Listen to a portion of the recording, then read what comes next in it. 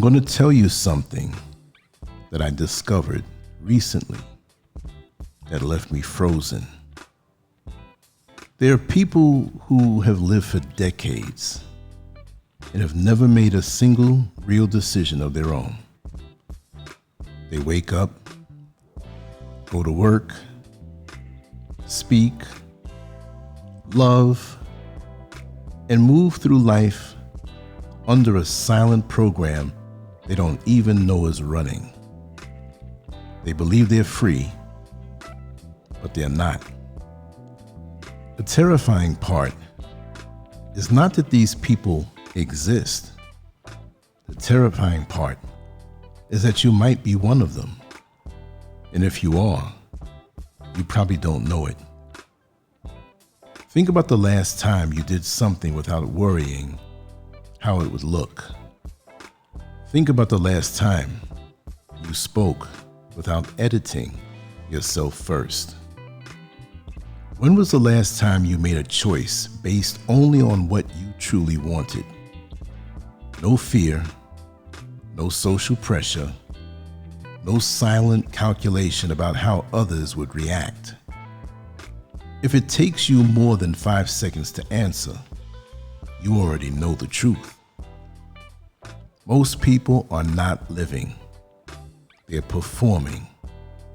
They're adjusting their words, their dreams, even their personalities to fit into invisible expectations. They are puppets who believe they are walking on their own. I've studied this pattern in people deeply, and I see it everywhere. People live to be seen. They live to be approved. And in chasing approval, they lose the only thing that truly belongs to them, their inner life. Over time, I have broken life down into 3 simple spheres. First is what you are, your character, your mind, your ability to think, your inner world. This is the only thing that truly belongs to you. No one can take it away. The second is what you have, money, property, status symbols.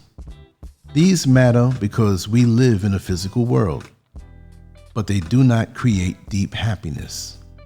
They create comfort, they create safety, they create short pleasure, but they do not fill your soul. Third is what you represent to others, your reputation, your image, your social approval. And this is the most dangerous one. Society teaches you to value this above all else. But it's smoke. It changes daily. Today they clap for you. Tomorrow they ignore you. Most people flip the order. They chase reputation first. They protect their image at all costs. They sacrifice their inner world just to look acceptable. That is the trap. From childhood, you were trained to seek approval. Good behavior earned praise. Bad behavior earned punishment. In school, you were graded, ranked, compared. You learned that your worth depended on how others judged you. Over time, that belief became automatic.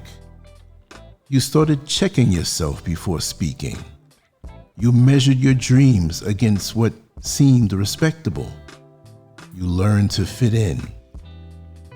Now you're older, maybe in your 30s, 40s, 50s, maybe in your 60s, and you're still running the same program. You're still asking, even silently, what will they think? But here's the brutal truth. Most of the opinions you fear do not come from deep thought.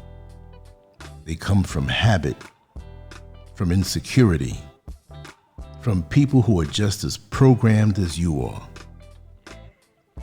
Every time you stay silent when you should speak, you give away a piece of yourself. Every time you chase something you do not love just to look successful, you tighten invisible chains around your life. Living for approval never ends. It is a moving target. Public opinion changes fast. What is praised today is mocked tomorrow. If your peace depends on applause, your peace will always be unstable. You may look successful, you may have the right job, the right partner, the right house, but if those choices came from fear instead of truth, you will feel empty. And many people do. They smile in public and feel hollow in private. I have seen a clear difference between two types of happiness. One depends on praise. The other comes from within. When your happiness depends on others, criticism shakes you. When it comes from within, you remain steady. Here is the part that most people avoid. Real freedom feels lonely at first. Your brain is wired to belong. Long ago, being rejected by the group could mean death. So your mind sounds alarms when you step outside expectations. You feel anxiety, doubt, fear of being misunderstood. Now that is normal. It's biology. But you do not have to obey every single fear. The secret is learning to tolerate the discomfort of being yourself. Freedom does not come with applause. It comes with silence. It comes with standing alone when others expect you to bend.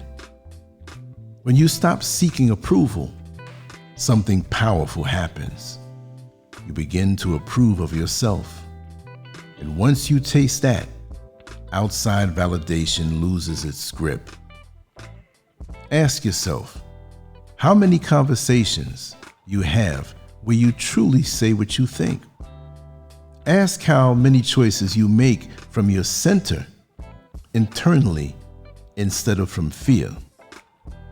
If you cannot sit alone in silence without feeling restless, that is a sign. It means you have invested more in your image than in your inner life. And silence forces you to meet yourself. But it is never too late. Even if you have spent decades chasing approval, you can start today. Before any action, ask, am I doing this because I want to or because I want to be accepted? That single question can change your life. It may cost you some relationships, it may cost you some comfort, but it will always give you coherence. It will give you peace that does not depend on public mood. You cannot live for yourself and for the crowd at the same time. Every time you choose approval over truth, you strengthen your chains. Every time you choose truth over approval, you weaken them. Some people will not like the new you. That's for sure. When you stop playing the game, those who depend on the game feel threatened. Your independence becomes a mirror of their fear. Let them react. Their reaction is not your responsibility. Your responsibility is to live in alignment with your values. To look in the mirror without shame. To reach the end of your life without regret. Happiness is not found in applause. It's found in alignment. It's found in knowing that your actions match your beliefs. It's found in being able to stand alone without feeling empty. You have a choice. You can continue performing, or you can begin living. One path is safe and crowded, the other is quiet and rare. But only one leads to freedom, and we already know what that is. I'm very happy that for the most part, that even if I had crowds around me, I was that guy who stood alone.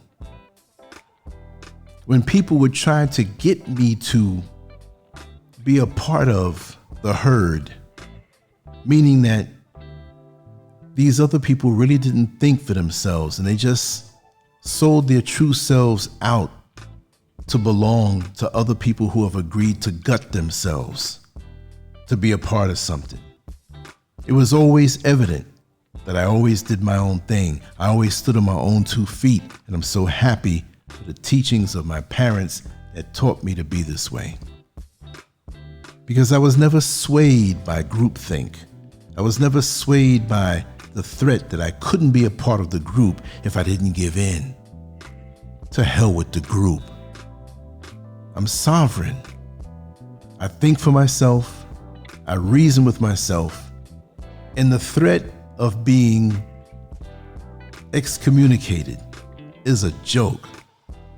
And when people threaten this, not by saying that I'm going to kick you out of a group because you can't kick me out of something that I was never a part of. You can't put fear in my heart to make me feel as though now I'm alone and on my own. Look, I only have 2 feet. I never looked down and saw 4 feet that I'm standing on or 6 feet that I'm standing on, which those extra 4 belong to somebody else. It's my 2 feet that I've stood on my entire life. And this is what you have to realize about yourself. You don't need people who are reduced and fearful to make their own decisions to be around you as though it's some safety or security measure. Because when you average out from the energies of these people, you're really reducing yourself. You're reducing yourself. And although you may have many people around you agreeing and being yes men and yes women, you'll find that when you're alone, you'll be a much weaker version of yourself. Time alone is very important. It differentiates who you are from the entities that are trying to bring you into a group and average you out and suck your energy down. When they see you standing alone, it upsets them because they know deep down inside, and we're talking about those types, we're not saying everybody, but those types, deep down inside, they wish they can do what you do, and they could, but they don't have the courage to think for themselves, the courage to stand on what they truly believe on the inside. So this is why in this world, we have more followers than anything else. Followers, but very few leaders. Are you a follower of somebody else's doctrine, or are you a leader for yourself? To make decisions based on what you want, what you need, what you must do, what resonates in your soul as you navigate through this world. I already know which one I am, and I'm never giving that up. I'm going to be me. I'm going to make my own decisions. And if I make a misjudgment from what I've learned about making a decision, I'll own it. But it comes from the soul. Everything I do. So I hope these words have helped to bring some clarity. Maybe not to yourself. Maybe you're there where you should be. But maybe for someone else around you who you care for deeply, who might be a bit lost, trying to impress someone else with a false persona. When you're real and real with yourself, keeping yourself company is the most enjoyable endeavor that you'll ever have. And if you do have a person or two around you that's like-minded, yes, it's amplified, but there's no fear of you having to bend yourself because they appreciate you for who you are, just as you do them. So you don't need crowds around you. All you need is yourself and possibly the few that you'll collect along the way in this life's journey. I hope these words have helped bring clarity and a sense of peace. And if you're moving in this direction, understand you're moving the right way and on the right path, because there's so many roads that can take you to places where you're devalued, not just in the world, but to yourself. That's the worst thing, to feel low about yourself, low self-esteem, thinking that everything that's good is outside of you, that you have no say-so in your life. What kind of life is that? But I do love you all. Those who are striving to ascend, I can't really say I love you all, but most who are trying to improve. Because every single day that my Creator gives me, I'm trying to improve, and I am improving with each passing day. So I applaud you on your journey, and I thank you for being here. Make sure to leave your comments on what you just heard, and know that I'm working feverishly, not in a stressful way, but in a way of enthusiasm, because I love doing what I do. So take care until the next one.